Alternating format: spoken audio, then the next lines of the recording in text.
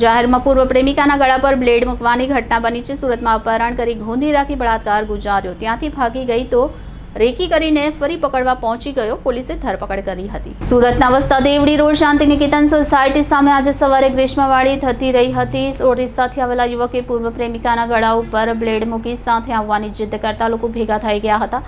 એક રાહદારીએ હિંમત કરતા પ્રેમી આ યુવકના બાવડા પર બ્લેડ મારી ભાગી છૂટ્યો હતો। પોલીસ મથકે લવાયેલી ઓરિસ્સાવાસી યુવતીએ પૂર્વ પ્રેમી વિરુદ્ધ ચપ્પુની અણીએ 4 મહિનાથી યૌન શોષણ કરવામાં આવતું હોવાની ફરિયાદ નોંધાવી હતી। યુવકે યુવતીનું અપહરણ કરી ગોંધી બળાત્કાર ગુજાર્યો હતો, ત્યાંથી ભાગી જતા યુવકે ફરી રેકી કરી પકડવા જતા ઘટના બની હતી। મેદરપુરા પોલીસે યુવકની ધરપકડ કરી વધુ કાર્યવાહી હાથ ધરી છે।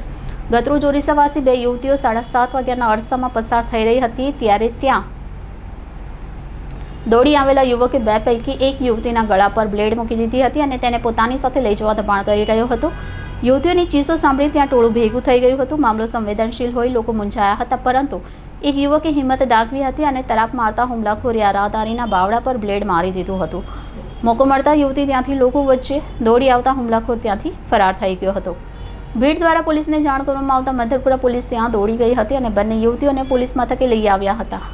અહીં ભોગ બનનાર 20 વર્ષીય યુવતીએ જણાવ્યું હતું કે હુમલાખોર તેના વતન ઓરિસ્સાનો વતની અને એક સમય પોતાની સાથે અભ્યાસ કરતો પ્રેમી દીપુન રાજુ જૈના છે। આ શખ્સ તેની ઉપર છેલ્લા 4 મહિના દરમિયાન વારંવાર અપહરણ કરી બળાત્કાર કરી ચપ્પુની અણીએ વારંવાર બળાત્કાર કરી ચૂક્યો હોવાનું જણાવતા પોલીસે યૌન શોષણનો ગુનો નોંધ્યો હતો।